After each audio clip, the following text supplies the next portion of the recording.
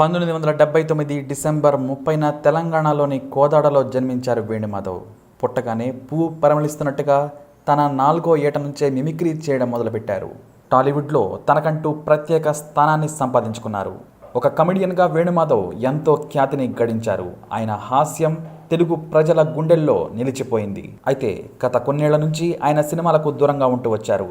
ఎన్నో ఆఫర్లు తన తలుపు తడుతున్నా సరే వేణుమాధవ్ చేయలేని పరిస్థితి. ఎందుకంటే గతంలో నుంచే ఆయనకు ఆరోగ్య సమస్యలు ఉన్నాయి అంటూ అప్పట్లోనే వార్తలు వచ్చాయి. ఇక ఆయన సినిమాలో నటించకపోయేటప్పటికీ అవి కాస్త నిజంగానే అందరూ నమ్మేశారు.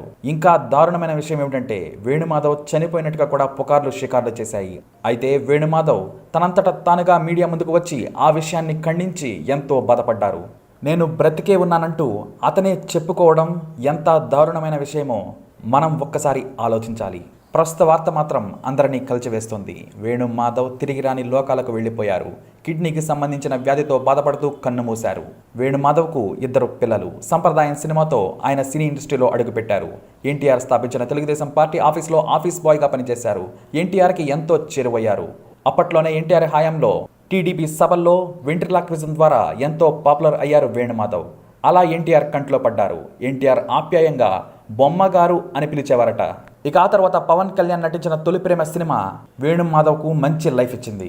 ఇక ఆ తర్వాత వెనక్కి తిరిగి చూసుకోలేదు వేణుమాధవ్. దాదాపుగా 600 సినిమాల్లో తన నటన ప్రతిభ చూపించారు వేణుమాధవ్. ఇక వేణుమాధవ్ వ్యక్తిగతంగా ఎంతో మంచివారట.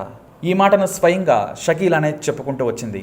షకీలా చెప్పిన వివరాల ప్రకారం ఒక సినిమా షూటింగ్ కోసం వేణుమాధవ్ తాను కలిసి బ్రహ్మానందం, రఘుబాబు అలాగే మరో అసిస్టెంట్లు ఒక హోటల్లో ఉన్నారట. ఆ సమయంలో తమను చూసేందుకు బయట నుంచి చాలామంది అభిమానులు వచ్చారట. ఆ సమయంలో వేణుమాధవ్, చిత్ర యూనిట్ సభ్యులు జోక్స్ చెప్పుకుంటూ సరదాగా షకీలా రూమ్లోనే గడిపారట. అలా ఎంతోమంది వచ్చి వెళ్లడంతో వీళ్ల అల్లరితో ఆ గది మొత్తం చిందరవందరగా మారిపోయిందట.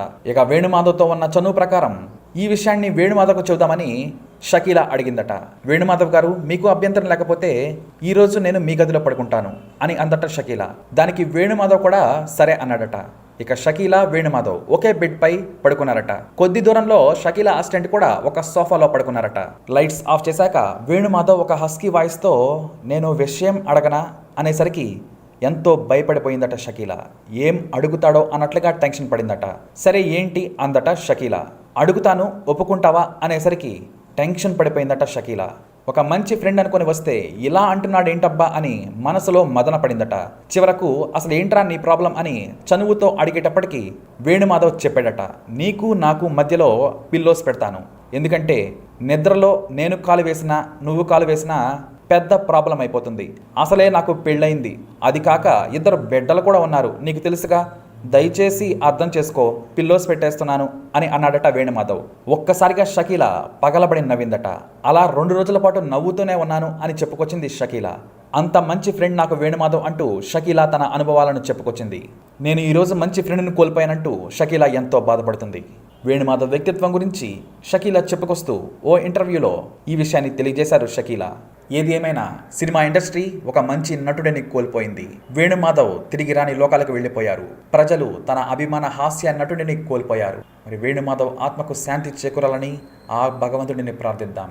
ఈ వీడియోపై మరిన్ని అప్డేట్స్ కోసం మై ఛానల్ ఫాలో అవ్వండి. అలాగే తప్పకుండా సబ్స్క్రైబ్ చేసుకోండి.